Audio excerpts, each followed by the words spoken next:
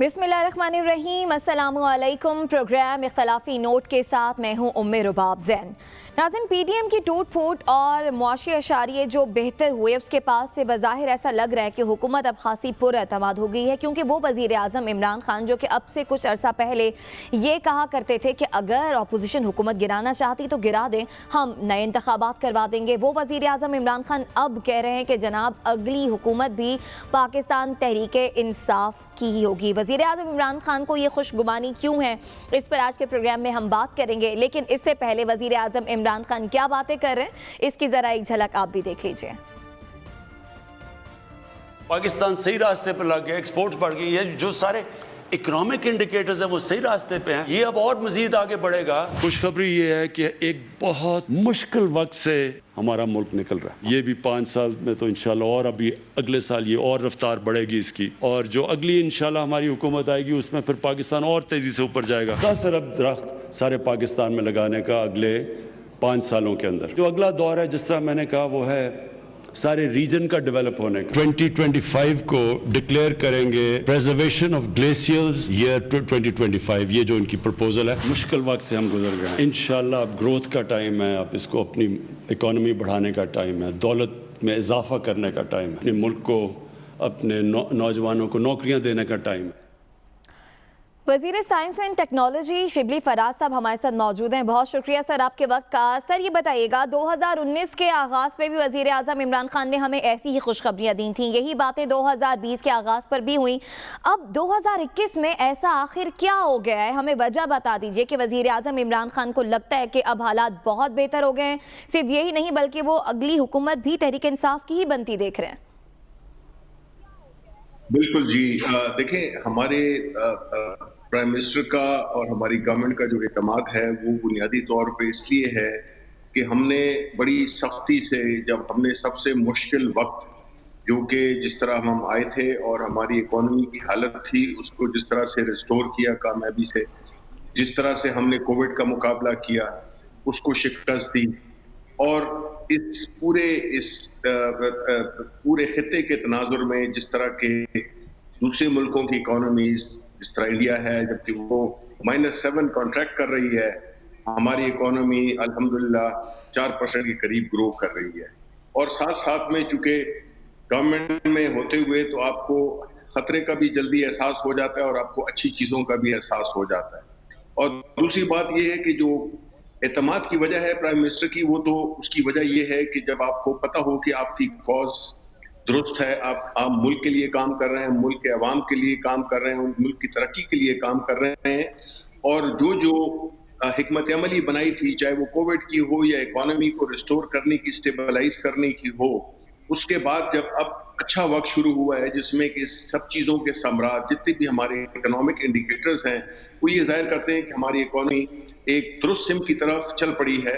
और अब किसी ने यकीन तो नहीं दिला दिया कि आइंदा हुकूमत भी आपकी है। हमारी कोशिश है वो यही है कि जो चैलेंजेस, चाहे वो इसका हो, शिबली भाई, किसी ने यकीन तो नहीं दिला दिया आपको कि आइंदा हुकूमत भी आप ही की है?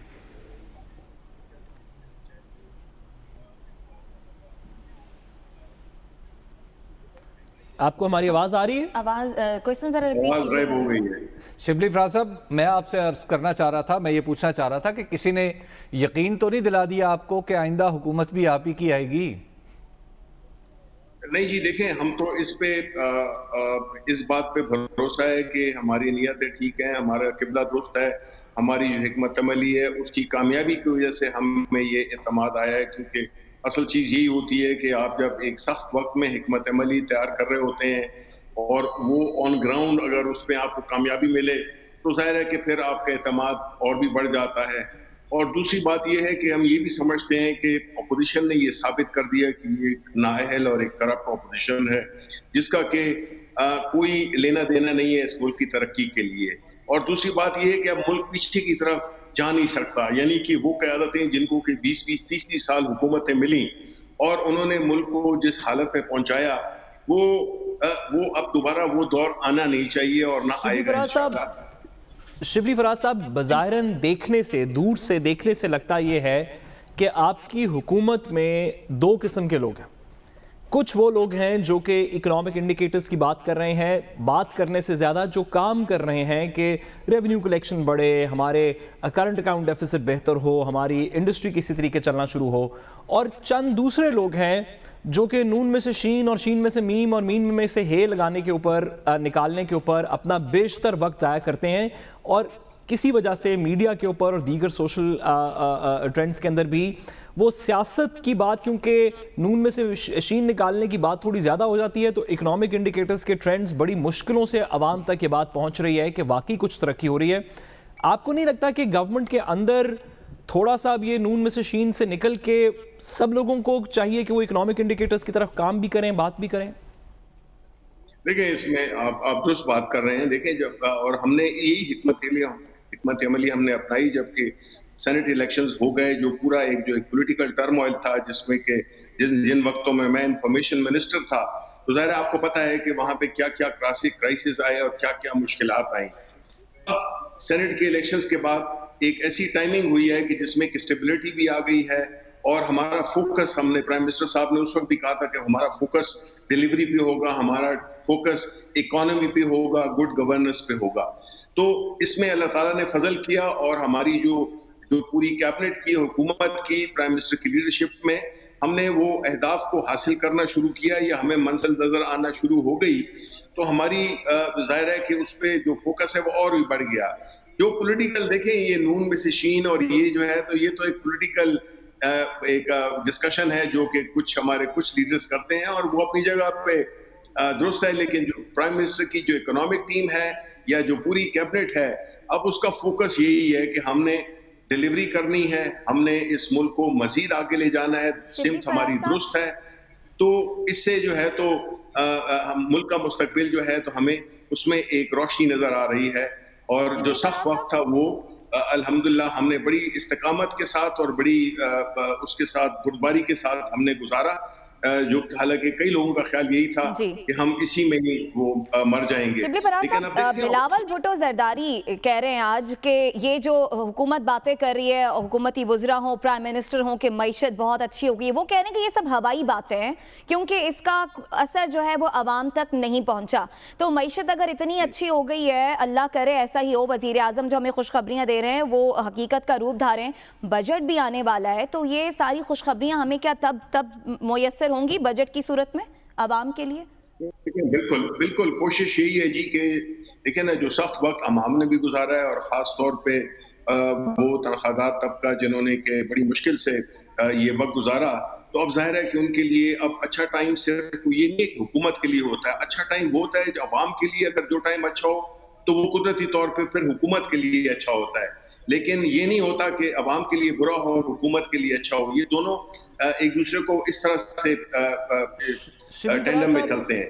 شبلی فراز صاحب، ابھی جو آپ نے پرائم منسٹر صاحب کی جو ہم نے شروع کے اندر تھوڑا سا کلپ بھی سنوایا، اس میں انہوں نے ایک اور بڑی ضروری بات کی، اور انہوں نے کہا کہ اب اگلے جو کچھ چند سال آنے والے ہیں یہ ہمارے خطے کے اکنامک ٹرن اراؤنڈ کے سال ہیں، مطلب یہ گروتھ کے سال ہیں، اس پوری ریجن کے اندر گروتھ ہونی ہے.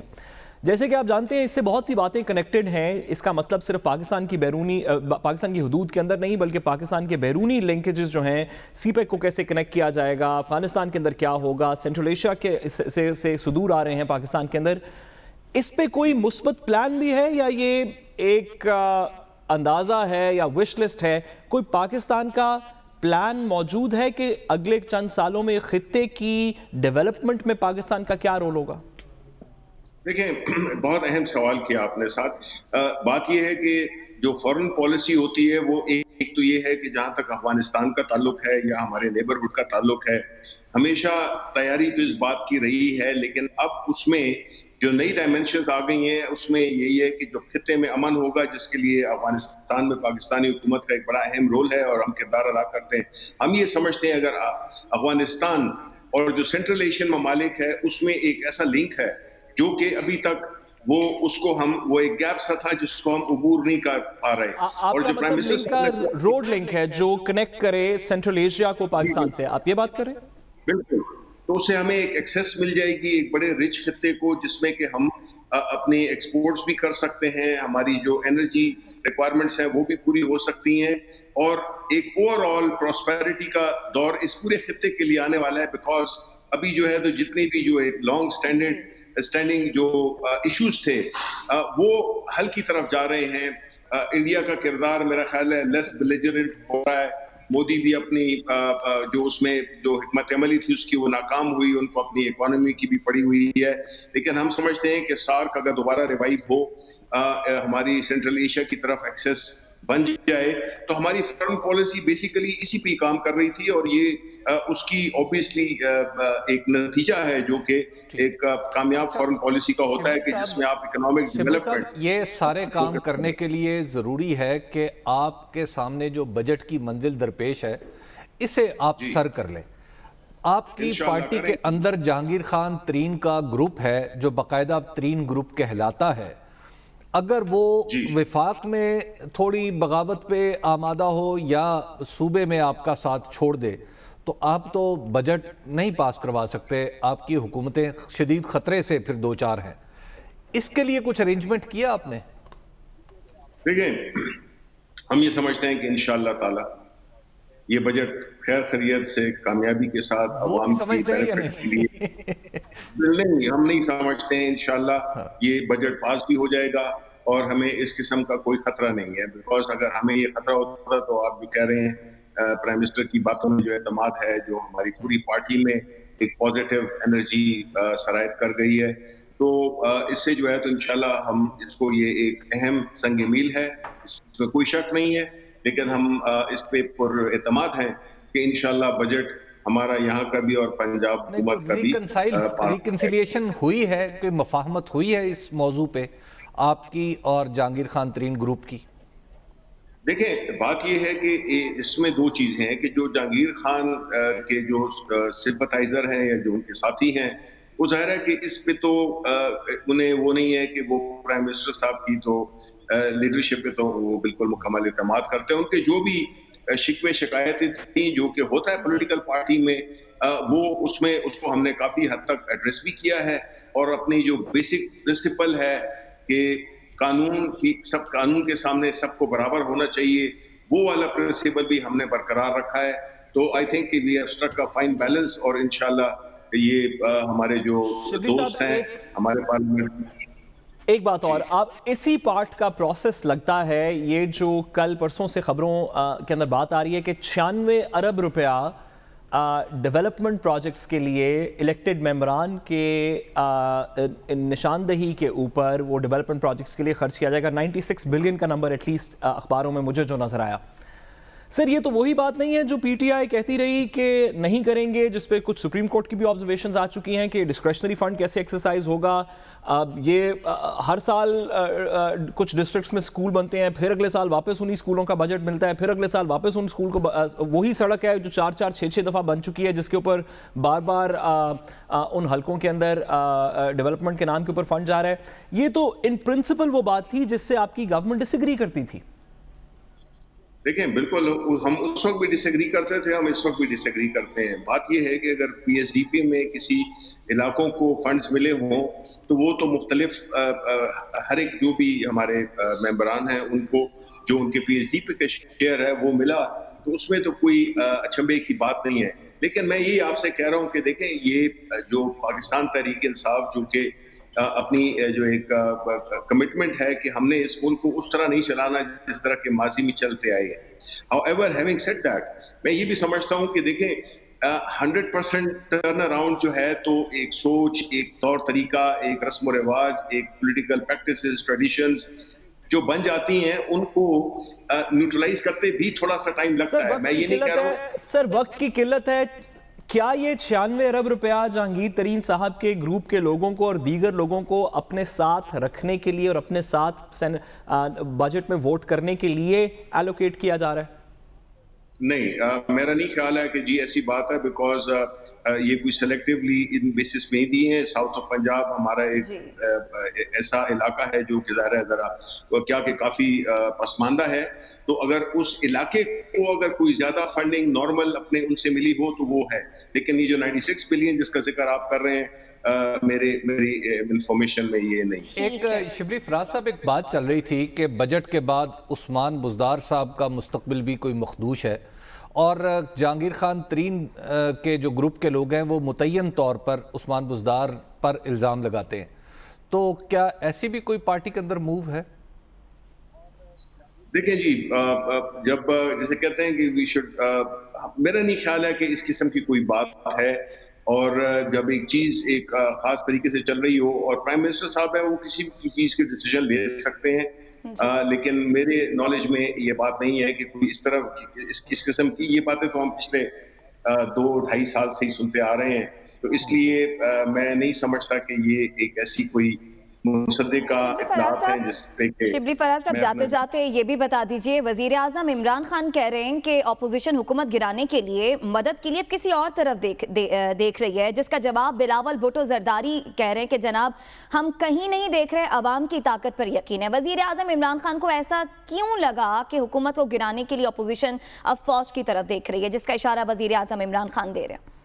وہ تو جی دیکھیں نا, پی ڈی ایم مسلسل یہی ان کا سٹانس رہا ہے. وہ مسلسل ایک جمہوری پارٹی کے ہونے کے, جمہوری ایک موومنٹ ہونے کے بہانے, جو کہ جمہوری تو ہے نہیں, بیکاز جس پارٹی میں فیملی وہ ہو, موروثی سیاست ہو, جس میں کہ باپ کے بعد بیٹا بھائی اس قسم کے وہ کیریکٹرز ہیں, تو اس میں تو وہ جمہوریت کی بات نہیں کریں, لیکن ان کا مقصد اقتدار ہے. وہ حکومت پہ پریشر ڈالنا ہے, جو کہ ظاہر ہے کہ جو اپنے بہترین وقت میں بھی وہ ہم پہ پریشر نہیں ڈال سکے جس وقت یہ سارے اکٹھے تھے. ابھی تو یہ تتر بتر ہیں, تو اس لیے ان کی مختلف آوازیں ہیں جو کہ چاروں طرف مختلف سمتوں میں گونج رہی ہیں. جی ٹھیک ہے, بہت شکریہ. وزیر science and technology Shibli Faraz صاحب ہمارے ساتھ موجود تھے. حبیب صاحب, شبلی فراز صاحب بھی وہی بات کر رہے ہیں, چونکہ معیشت بہتر ہو رہی ہے تو اسی لیے وزیر اعظم عمران خان کو بھی ایسا لگتا ہے. شبلی فراز صاحب بھی خاصے پر امید ہیں کہ آنے والے حالات بہتر ہوں گے. آپ بتائیں اصل میں ایسا ہوا کیا, اندر کی خبر ہے کیا؟ وزیر اعظم کو کیوں لگ رہا ہے کہ اگلے ٹرم میں بھی تحریک انصاف کی حکومت ہوگی؟ دیکھیے, ایک تو یہ بات سمجھ لیجئے کہ یہ ہر وزیر اعظم کو لگتا ہے. میں نے اب تک پاکستان میں جتنے بھی وزراء اعظم آتے دیکھے ہیں, اور اگر آپ 70 سے آن ورڈ اگر آپ دیکھیں تو جو پہلے وزیر اعظم ہمارے بنے تھے 1973 کے کانسٹیٹیوشن کے مطابق, ذوالفقار علی بھٹو, انہیں بھی الیکشن جب انہوں نے اناؤنس کیا تھا تو انہیں پورا یقین تھا کہ وہ آئندہ وزیر اعظم ہوں گے, تو وہ آئندہ وزیر اعظم نہیں بن سکے. میں نے یہ بھی دیکھا ہے نواز شریف صاحب کو بھی, محترمہ بے نظیر بھٹو شہید صاحبہ کو بھی یہ کہتے ہوئے کہ ہم آئندہ وزیر اعظم ہوں گے, لیکن ایسا موقع کبھی آیا نہیں ہے. تو اب وزیر اعظم ہمارے عمران خان صاحب یہ کہہ رہے ہیں, تو اس کے لیے بھی دیکھنا پڑے گا, لیکن تجربہ یہ بتاتا ہے کہ عام طور پر یہ بات غلط ثابت ہو جاتی ہے. عمران خان کہتے ہیں کہ بٹن دبانے سے. اور دوسری بات یہ ہے کہ جہاں تک معیشت کا معاملہ ہے, تو معیشت میں آپ کو ایک عرض کروں کہ یہ راک باٹم سے معیشت اوپر آئی ہے 4%. تو اب آئندہ جو بجٹ ہے اس سے کچھ توقع کی جا سکتی ہے, وہ بھی اس حکومت سے مجھے کم ہے. مجھے شوکت ترین سے زیادہ توقع ہے کہ جو وہ باتیں کر رہے ہیں اگر اس کو بجٹ میں ڈال لیتے ہیں اور اس پہ عمل کر گزرتے ہیں تو یقینی طور پر 4.6% جو گروتھ ہے, ایون 5 بھی ہو سکتی ہے, تو وہ مل جائے گی. اور اگر وہ مل گئی تو پھر اس بات میں کچھ وزن پیدا ہو جائے گا کہ اگلا الیکشن بھی شاید عمران خان جیت جائے. آپ کو کیا لگتا ہے سعد, اگر الیکشن ہو؟ وزیر اعظم عمران خان کہہ رہے ہیں کہ جد و جہد کرنے سے ہی تبدیلی ہوتی ہے نا, یہ تو میڈیا نے پھیلا دیا کہ بٹن دبائیں گے اور 90 دن میں جو ہے نا وہ ایک تبدیلی ہو جائے گی. دیکھیں عمران خان صاحب کو ایک بڑا سمپل, جو کہ ہمارے سننے والوں میں اسٹوڈنٹس بھی موجود ہوں گے, بچے بھی موجود ہوں گے, فزکس کے اسٹوڈنٹس موجود ہوں گے, تو ان کو ایک بڑا سمپل سا پروسیس, ایک بیسک سی بات پتہ ہے کہ اگر گاڑی ایک بڑی تیز ایک ڈائریکشن میں جا رہی ہو اور آپ بریک لگائیں تو اس کو رکتے رکتے رکتے رکتے اسے چند گز تھوڑا سا فاصلہ چاہیے ہوتا ہے, کیونکہ ایک مومنٹم کیری کر رہا ہوتا ہے. عمران خان صاحب جب گورنمنٹ کے اندر آئے تو ان کا کہنا یہ تھا کہ جس ڈائریکشن میں گورنمنٹ کی گاڑی جا رہی ہے ہم اس سے اس کا ڈائریکشن بدلیں گے, جس کے لیے بدلنے کے لیے پہلے اس گاڑی کو رکنا تھا جو حبیب صاحب نے راک باٹم کی, اور پھر وہ ریورس میں جانی تھی گاڑی جس ڈائریکشن میں بھی عمران خان صاحب کی حکومت اس کو لے کے جانا چاہتی ہے. تو یہ تو بڑی نیچرل سی بات تھی کہ پہلے دن سے یہ 90 دن کے اندر مسائل کچھ سالو نہیں ہونے تھے. سوال یہ ہے کہ اب جب کہ ایک ریکوری شروع ہوئی ہے تو کیا یہ سسٹینیبل ریکوری ہے یا آرٹیفیشل ریکوری ہے, جس طرح پی ایم ایل این کے دور کے بارے میں بات کی جاتی ہے. میں آپ کے پہلے سوال کے بارے میں بھی کہتا چلوں کہ 1988 سے ایفیکٹولی کوئی ایسی حکومت نہیں ہے پاکستان کے اندر جو 2 ٹرمز کنزیکٹیولی کر کے گئی ہو.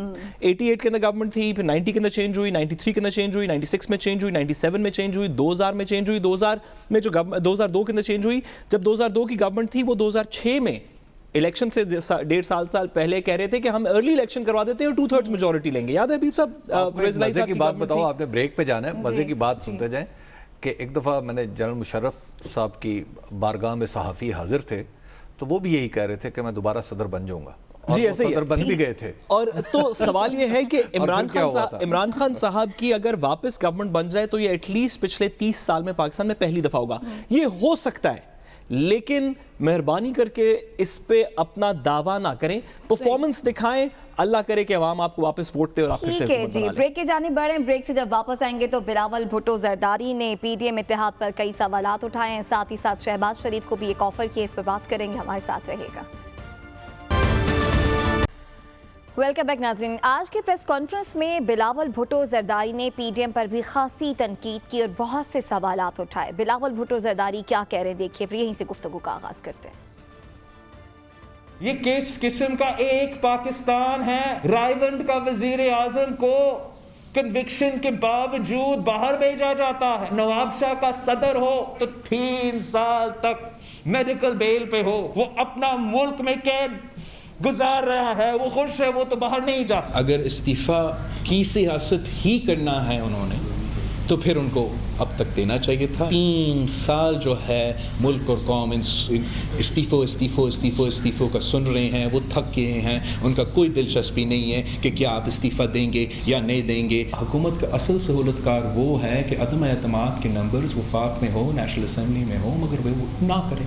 آج بھی میں کہہ رہا ہوں, ان کے نخرے کے باوجود اس بجٹ کی حد تک میں کھلم دعویٰ دے رہا ہوں شہباز شریف صاحب کو انکنڈیشنل کہ پاکستان پیپلز پارٹی کے سارے ممبرز آپ کے بجٹ کے دن وہ آ کے ووٹ تو دیں گے. اب آپ قائد حزب اختلاف ہو, آپ اپنا کام کریں, حکومت کی بجٹ کو روکیں. بڑے کھلاڑی بن گئے بلاول بھٹو زرداری صاحب. حبیب صاحب, انہوں نے یہ تیر چلایا ہے, اس کا نشانہ کون ہے, حکومت یا پی ڈی ایم؟ اچھا یہ بتائیں کہ آج یہ پریس کانفرنس میں نے بھی سنی ہے, ہم سب نے سنی ہے, کیا کسی کو یہ پتہ چلا ہے کہ آج کی پریس کانفرنس میں حضرت بلاول بھٹو زرداری صاحب نے کیا فرمایا یا کیوں کی ہے؟ بات یہ ہے کہ کوئی موقع ایسا نہیں ہے کہ جس پہ آپ پریس کانفرنس کریں. آپ نے اگر بجٹ کی بات کرنی ہے, دیکھیں جو بھی ہے, دیکھیں وہ تو حکومت کی تو اپنی جگہ, آپ نے بجٹ پہ بات کرنی تھی تو پھر آپ بجٹ پہ بات کر لیتے اور اپنے اعداد و شمار کے ساتھ آتے, یا پھر آپ حکومتی اعداد و شمار پہ ایک ٹھوس اعتراض اٹھاتے.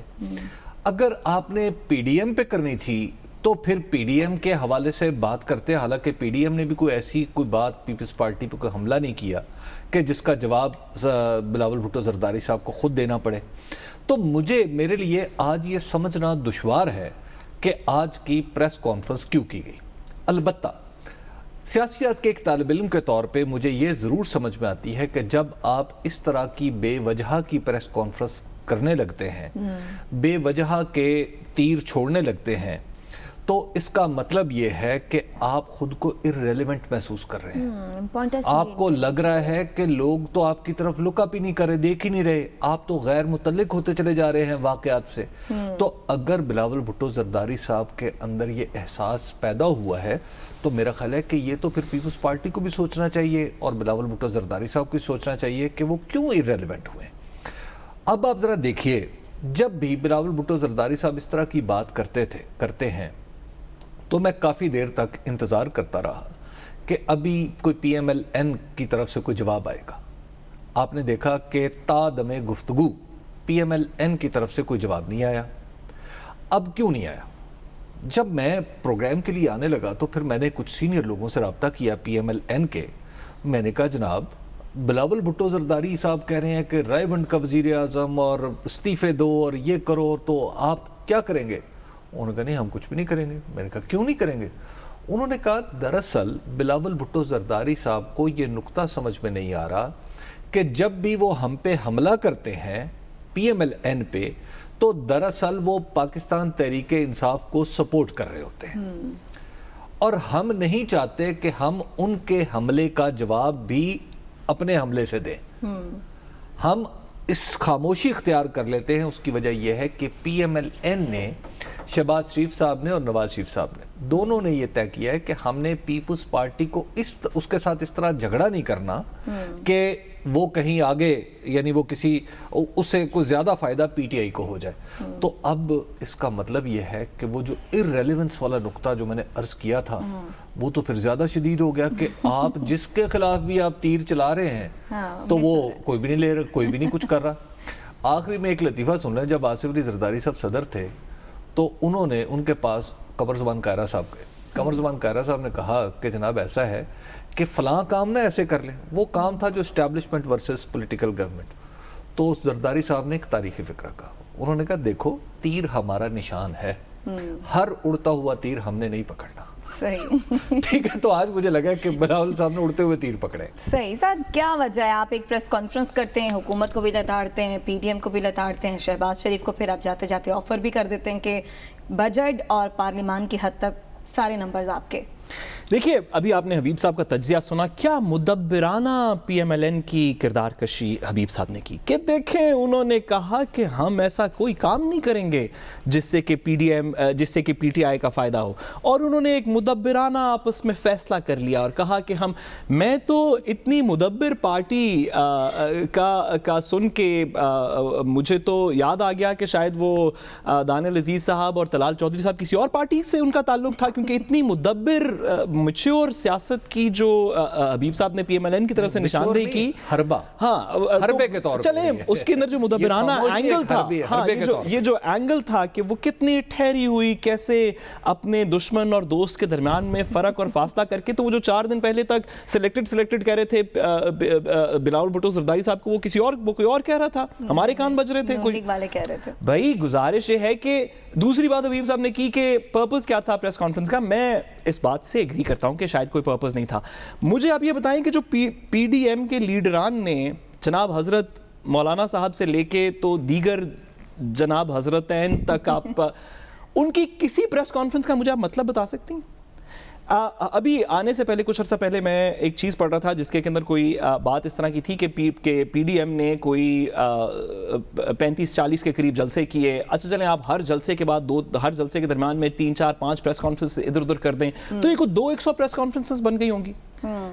مجھے آپ بتا سکتی ہیں کہ ان 200 پریس کانفرنسز کا کیا مقصد تھا؟ مجھے آپ اگر 200 مقاصد بتا دیں تو پھر بلاول بھٹو زرداری صاحب کو کیوں باتیں کر رہے ہیں؟ بھئی بلاول بھٹو زرداری صاحب بھی کچھ لوگوں پہ پریشر بلڈ کرنا چاہ رہے ہیں.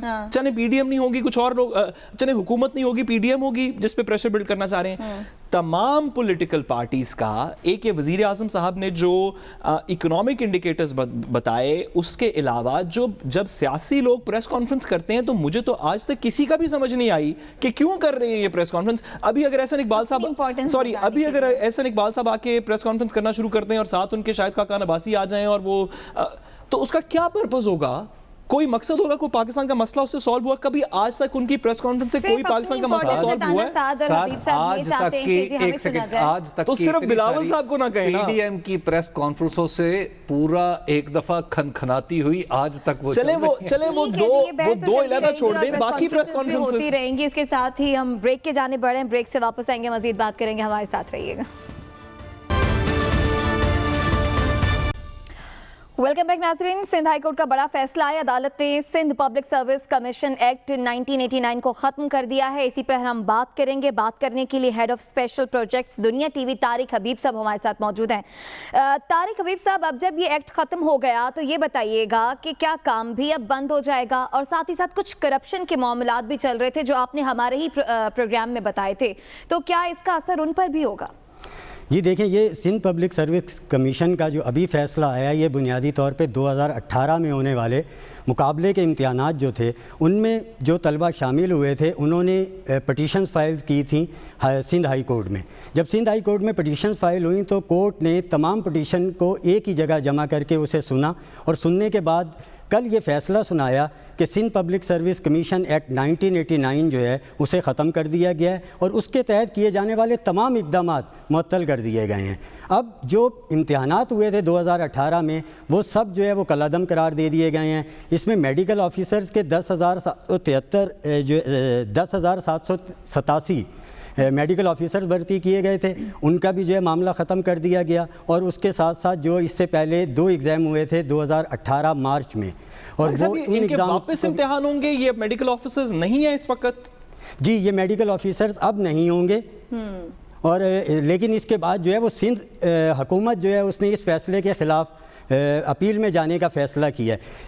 سندھ ہائی کورٹ نے جو یہ فیصلہ دیا اس میں بڑی دلچسپ چیزیں ہیں۔ انہوں نے یہ کہا کہ قانون کے تحت کیے گئے تمام اقدامات ختم کر دیے، اور پھر اس کے ساتھ ساتھ انہوں نے کہا کہ نیا قانون بنایا جائے، اس کے تحت بھرتیاں کی جائیں۔